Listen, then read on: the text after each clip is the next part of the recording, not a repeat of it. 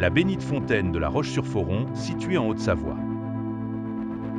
Archives des années 1900 à 1930.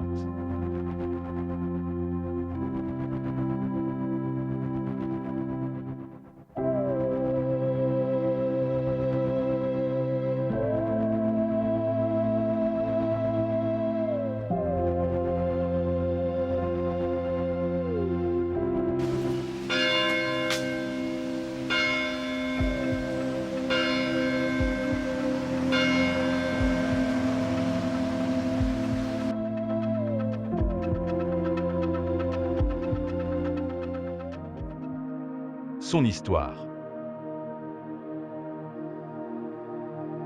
1861. L'abbé Révillard fit acheter le terrain, vendu à bon compte par la bienveillance de son propriétaire. Il faudra aplanir le lieu. Toutes les bonnes aides furent les bienvenues, elles furent nombreuses. Le 8 septembre 1861, début des travaux, jour de la fête de la Nativité de la Vierge, le terrain fut aplani. De grands murs de soutènement furent élevés. Le 3 novembre 1861, bénédiction et pose de la première pierre par le curé Gindre. Hiver 1861 à 1862 fut très doux. Les travaux avancèrent sans relâche. Les pierres venaient du Salève. Mai 1862, les murs étaient achevés. Juin 1862, pose de la charpente du toit du clocher. Le 29 juin 1862, un cortège de 8000 pèlerins, parti de la Roche, accompagna la statue de bronze de Notre-Dame qui fut hissée au sommet du clocher. À la base de la statue est gravée la phrase « Ils m'ont établi gardienne de leur vallée ».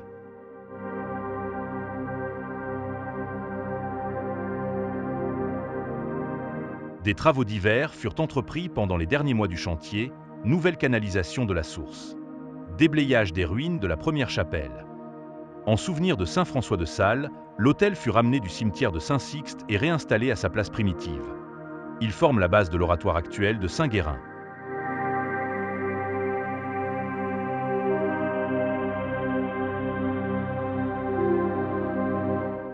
Les vitraux furent offerts par les religieux de la Roche, Collège Royal, Capucins et les Sœurs de la Charité.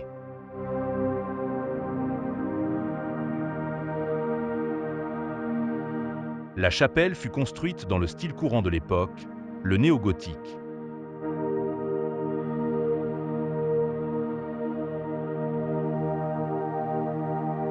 Le sanctuaire de la Bénite Fontaine est l'un des plus importants lieux de pèlerinage de l'ancien duché de Savoie.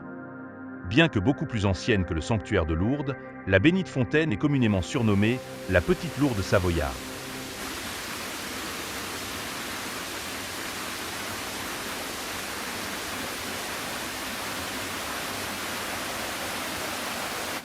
Aucune preuve tangible sur son origine.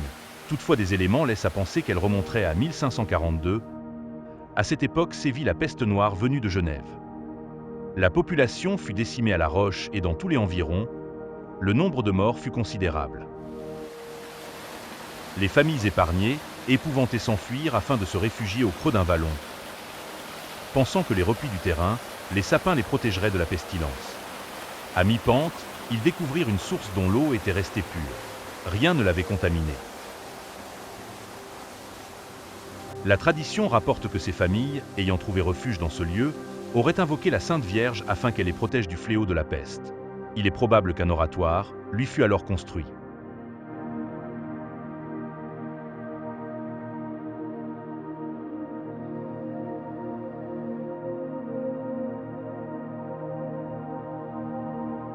Lorsque l'épidémie prit fin, les familles réfugiées quittèrent le vallon. En 1586, une nouvelle épidémie de peste, encore plus terrible, réapparaît. L'histoire raconte qu'il ne resta plus qu'un seul prêtre à la collégiale Saint-Jean-Baptiste pour le service des morts, et plus qu'une seule survivante dans le village de Saint-Sixte.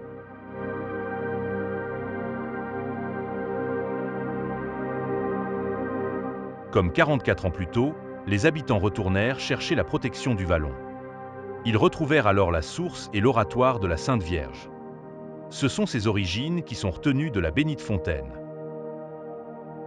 Ce lieu n'était alors connu que des seuls habitants de La Roche et de Saint-Sixte.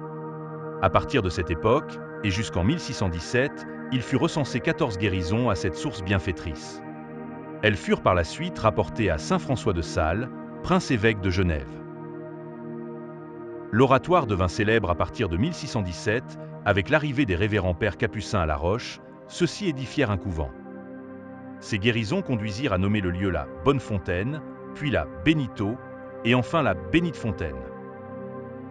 Le 24 juin 1617, saint François de Sales, prince-évêque de Genève, préside la fête de la Saint-Jean-Baptiste, patron de la paroisse.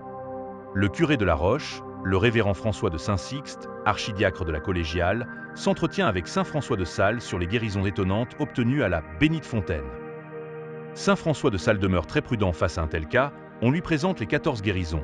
Le saint-évêque de Genève les soumet au conseil du Genevois, Nemours, et demande au père Baranzano, professeur de sciences au collège chapuisien d'Annecy, de soumettre l'eau de la Bénite-Fontaine à un examen pour l'analyser. En juin 1619, lors de son voyage diplomatique à Paris, saint François de Sales apprend que les 14 guérisons étaient avérées. Saint François de Sales demanda au curé de La Roche d'ériger près de la source une chapelle sous le vocable de Notre-Dame de la Visitation, ordre qu'il avait fondé le 6 juin 1610 avec sainte Jeanne de Chantal. Grâce aux aumônes des pèlerins, la chapelle fut construite. Saint François de Sales vint lui-même la bénir ainsi que la source et la statue de Notre-Dame de la Bénite-Fontaine, réalisée en bois polychrome. Elle est préservée aujourd'hui en lieu sûr, une copie est installée dans la chapelle actuelle. Cette statue de la Sainte Vierge est très rare puisque la mère du Christ est ici sculptée en sainte. Après la Révolution, la chapelle était en ruine, une nouvelle fut édifiée, mais installée sur le haut du plateau, le vallon étant trop étroit pour recevoir les nombreux pèlerins qui venaient assister aux cérémonies. En mai 1863, devant plus de 5000 personnes, Monseigneur Magnin bénit le nouveau sanctuaire. La source ne fut pas oubliée. L'eau fut recueillie dans une vasque de pierre, un nouvel oratoire plus important fut construit. L'abbé Révillard rendit son âme à Dieu le 4 janvier 1878. Il repose dans la chapelle. Le chanoine Joseph Chavannes au XXe siècle donna un élan nouveau au sanctuaire. Il entreprit de nombreux travaux.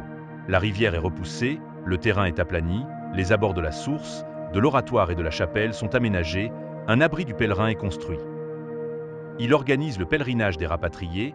Le 8 septembre 1945, 14 000 pèlerins répondent à son appel.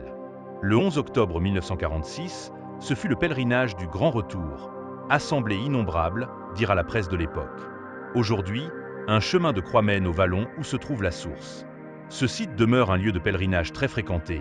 Il accueille de nombreux pèlerins, des messes y sont célébrées le dimanche et les jours de fête ainsi que des processions au flambeau, la veille de l'Assomption. L'abri peut accueillir jusqu'à 400 personnes.